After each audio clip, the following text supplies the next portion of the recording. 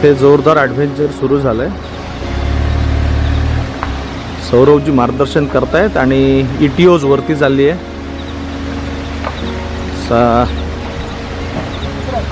राज माझ्याकडे चाललोय आणि हा ॲडव्हेंचरचा कार्यक्रम इथं सुरू झाला आहे।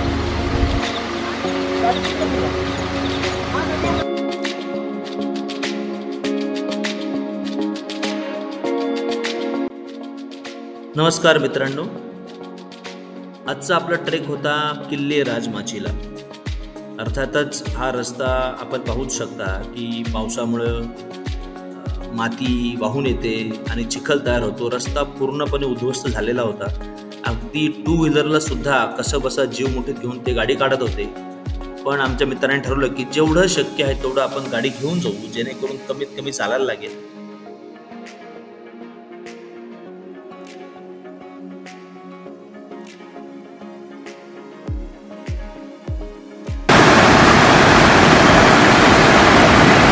क्या बात, असं खळखळणारं फेसळणारं पाणी पाहणं म्हणजे नशीबच।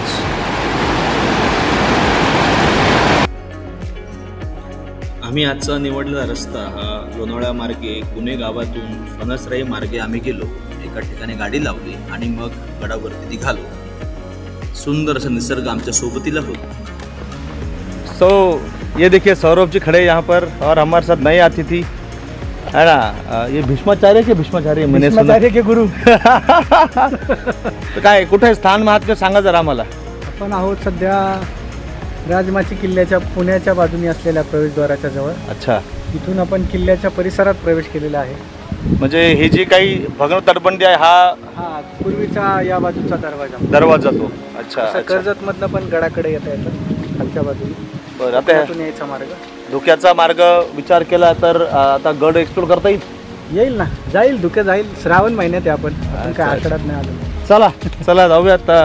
आज मी नशीबवान आहे कारण भीष्म आणि भीष्म वर्ग असे 2 लोक माझ्यासोबत आहेत।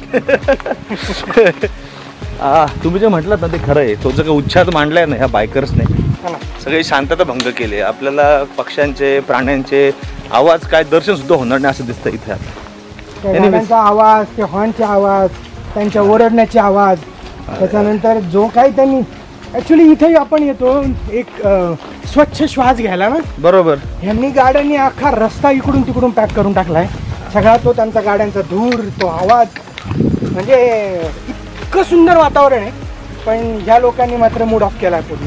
नाही, कोणाच्या आनंदासाठी इतरांना काय त्रास होतो त्याचं लोकांना भान राहत नाही आणि तेच झालंय। आम्ही त्याच्यामुळे आता जरा मोकळा श्वास घेताना दिसतोय कारण त्याच्या पुढे गावकऱ्यांनी रस्ता खोदल्यामुळे पुढे आता एंट्री नाही आहे, बरोबर ना। आणि चला विसापूर पार्ट 2 झालाय बघा, धुकं परत सुरू झालंय।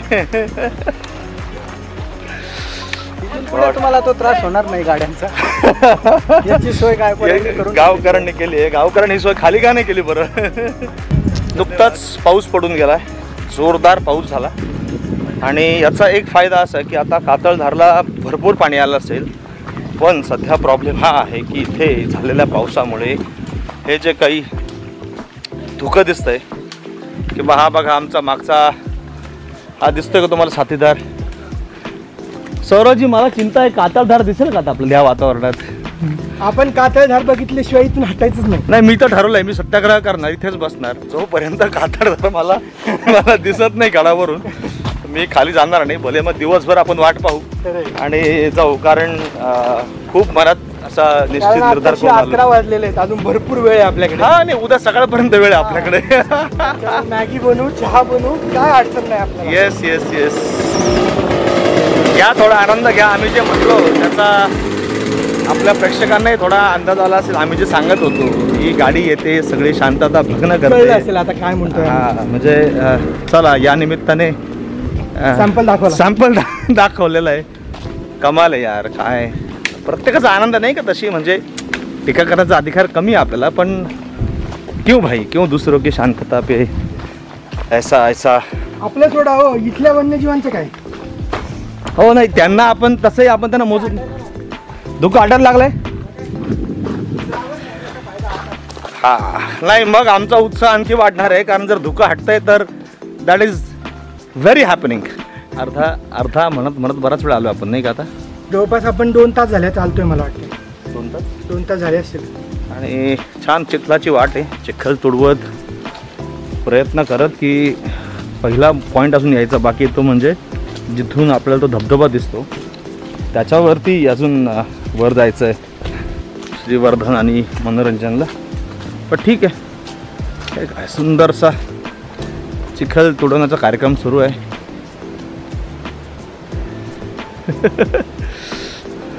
नुसता चिखल.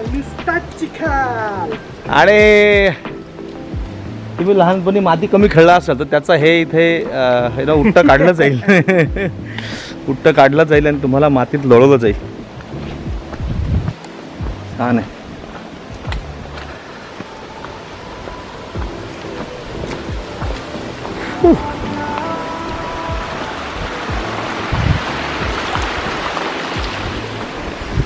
एकदम ठीक आहे खाली. ठीक आहे. आणि तब्बल तासभर चालून आम्ही पोहोचलो त्या पॉईंटला ज्याची आम्ही वाट पाहत होतो. कातळधरा धबधबा व्ह्यू पॉईंट. बसलो, चहा बनवला, मॅगी बनवली आणि त्या धबधब्याकडे पाहत निवांत आनंद लुटला. तब्बल अर्धा पाऊण तास आम्ही तिथं बसलो होतो, कारण तशी काही घाई नव्हती जाण्याची. सुंदर टाईम लॅप्स लावला. आहा, ती धावणारे ढग, तो वॉटरफॉल, हे सगळं काही आम्ही आमच्या नजरेमध्ये कैद करून घेत होतो. काही निसर्गात आल्यानंतर घाई करायची नसते. निवांत वेळ द्यायचा असतो स्वतःला, निसर्गाला. त्याचे आविष्कार त्याला दाखवण्याची संधी दिली पाहिजे. आणि म्हणून हा असा फेसळणारा धबधबा पाहून आम्ही प्रचंड खुश झालो. डोळ्याचं पारणं फेडेल असं ते दृश्य होतं. बराच वेळ बसलो आणि मग आठवलं की अरे, गडावर देखील जायचं आहे, अजून बरंच अंतर कापायचं होतं. हा इथे किल्ला आहे आणि आत्ता आपण त्यापूर्वी आलो आहोत या गोधनेश्वर मंदिराजवळ. मंदिराच्याच मगाशी सांगितलं तसं इथे हे सुंदर हा तलाव, हे तळं तुडुंब भरलं आहे. आणि आता आपल्याला ह्या मंदिरामध्ये घेऊन जातो. ह्या मंदिराचा जो परिचय आहे, अतिशय पुरातन असं मंदिर आहे आणि रचना पाहता अप्रतिम. आपल्याकडे 2 माणसं आहेत ज्यांचं मंदिराबद्दलचं एकदम खास ज्ञान आहे. त्यांना विचारूयात आणि जाऊयात. मग बसलो, बराच वेळ चर्चा केली. हेमाडपंथी स्ट्रक्चर कसे होते, त्यामध्ये असणाऱ्या अनेक गोष्टी, मग तो दगडी नंदी असेल, गाभारा असेल, दीपमाळ असेल, हे सगळं आम्ही चर्चा केली. गोमुख असेल आणि शक्यतो 7व्या शतकातलं बांधकाम असेल असं ते म्हणाले. मग बराच वेळ बसलो, चर्चा केली आणि मग निघालो.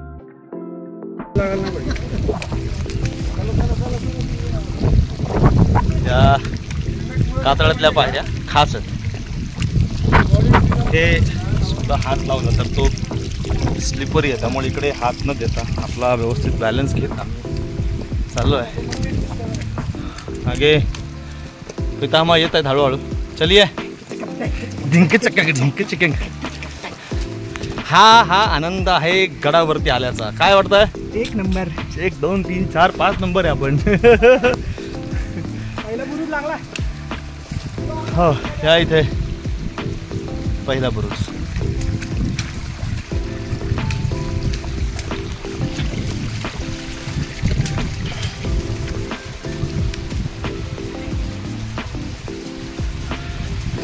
श्रीवर्धन.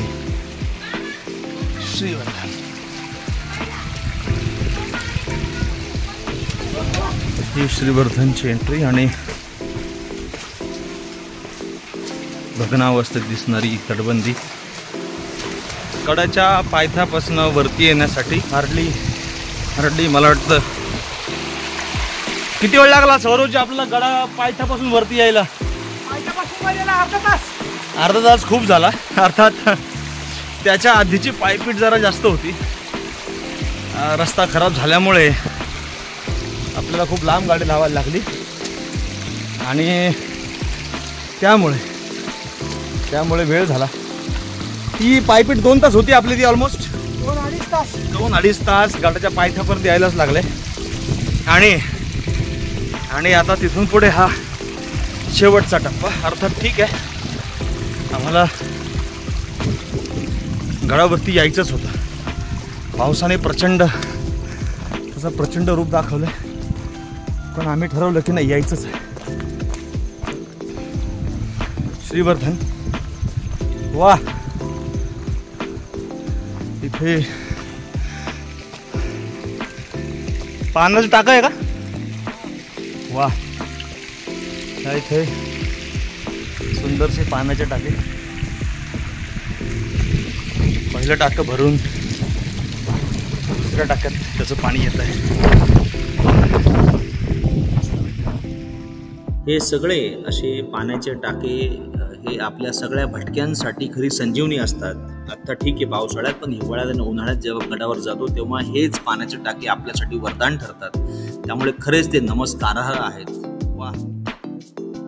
ह्या गडावर येण्याचं प्रमुख कारण, जेव्हा गडाचा थोडा इतिहास वाचला काल, तर त्यात असे उल्लेख आहेत की जेव्हा कारतलब खानाला हरवलं, त्याची कोंडी केली, त्यानंतर महाराज एका मोहिमेनंतर 1 महिना या वर्धन गडावर होते. म्हणजे आपण ज्या वास्तूत आहोत मित्र हो, ती वास्तू अत्यंत पवित्र आहे, कारण तिला महाराजांचा सहवास लाभला आहे. या गडावर येण्याचं मुख्य कारण किंवा एक मोटिवेशन मिळालं मला की ह्या गडाच्या श्वासांमध्ये महाराज आहेत, कारण 1 महिना त्यांचं ते वास्तव्य होतं. त्यामुळे ह्या गडावर नक्की या राजमाची श्रीवर्धन.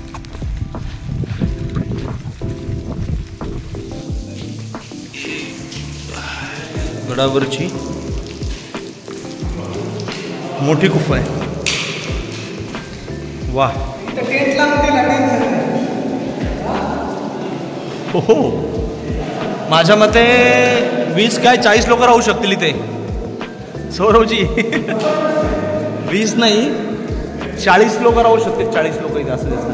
हा ना, असे जे काही खतरनाक क्लास पॅच आहेत त्यातनं आपण जातोय.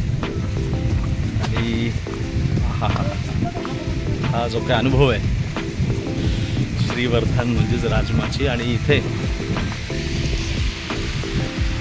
जोरदार धबधबा सुरू आहे. मला वाटतंय पुढे आपण पाण्यामुळे जाऊ नये, आपण नेहमीच्या मार्गाने जाऊ. अति उत्साह दाखवण्यात काही पॉईंट नाही, काही गडबड नाही करायची, धोपट मार्गाने जाऊ. आलो, ॲक्च्युली व्ह्यू भारी होता, पण नको परत उद्या पेपरात बातमी काय. चला, कधी कधी भीष्माचार्यांचं ऐकायला लागतं आणि त्यांचे आदेश पाळायला लागतात. तर आता आल्या वाटी परत निघालोय बाबा हो, त्या मार्गाने जाऊ. ही जी गुहा आहे त्या आहे, पण पाण्यामुळे जास्त निसरडी झाली असेल आणि तटबंदीला आपलं धरायला काही नाही आहे. तर आम्ही त्या गुहेपासून वरती जातो आणि परत पुढे निघतो.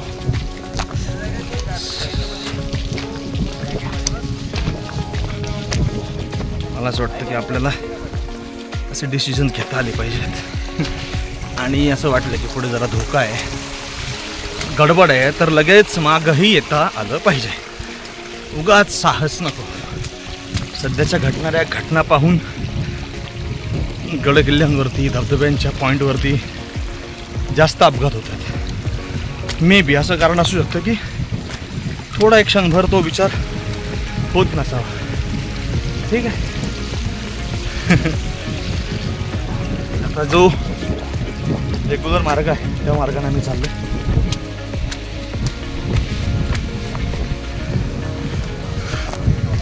इकडे खाली पूर्ण धुका आहे. अच्छा, मध्येच थोडं क्लिअर होते, मध्येच थोडं धुकं येत आहे. असे जे पावसाने धबधबे तयार होतात ते असेच हे जे पाणी आहे हे वाहत आहे आणि कुठून तरी ते खाली झेपावणारच.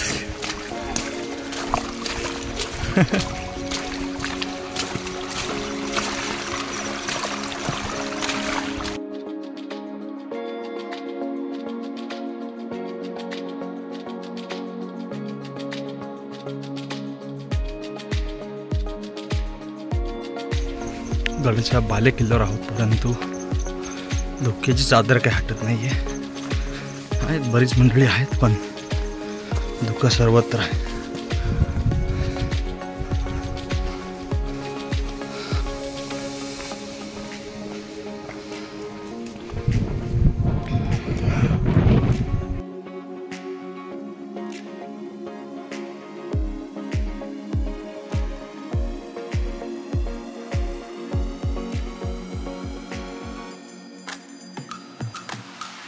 बाले किल्ल्याच्या एकदम एकदम खाली हे असं इथं आहे सुंदर. इथं पण एक टाक आहे बघा ना, हे एक टाका आहे.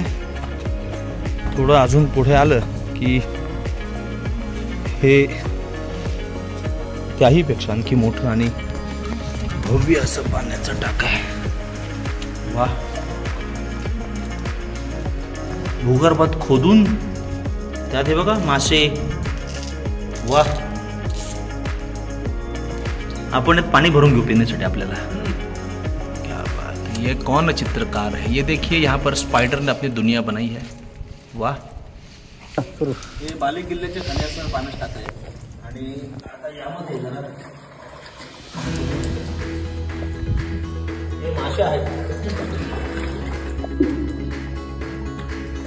ह्या पाण्याला तुमच्या मित्रांनी इथं म्हटलंय हा राजमाचीचा मसाला. तीर्थ, राजमाचीचं तीर्थ. क्या बात, सुंदर. आणि हे पाणी आपल्या कुठल्याही आरो वॉटरला बीट करेल नाही. 100% भावना वेगळी आहे पण विज्ञान जो तसंच आहे. सुंदर, अतिशय क्लीन वॉटर. पाण्याचं एक गोट घ्या आणि त्याची चौकशी. दगडाची आणि पाषाणाची चव आहे त्यामध्ये. अतिशय अतिशय पद्धतीने चव लागते. प्रशांत म्हणून आम्ही तर दिवसापूर्वीला त्या वाहत्या पाण्याला तोंड पाणी पिलं होतं. अमेझिंग. क्या बात. येस, चला. धुके आणि पावसाने थोडेसे निराश होऊन कुठलाही व्ह्यू न पाहता मंडळी परत निघाली आहे. बरोबर ना? पण पण पुढचा संकल्प करून निघालोय. परत यायचंय हे सगळं बघायला पुन्हा एकदा. अरे देवा, तसे तुम्ही आज एकच माची केली सौरवजी. हा, तर परत यायचंच होतं आपल्याला.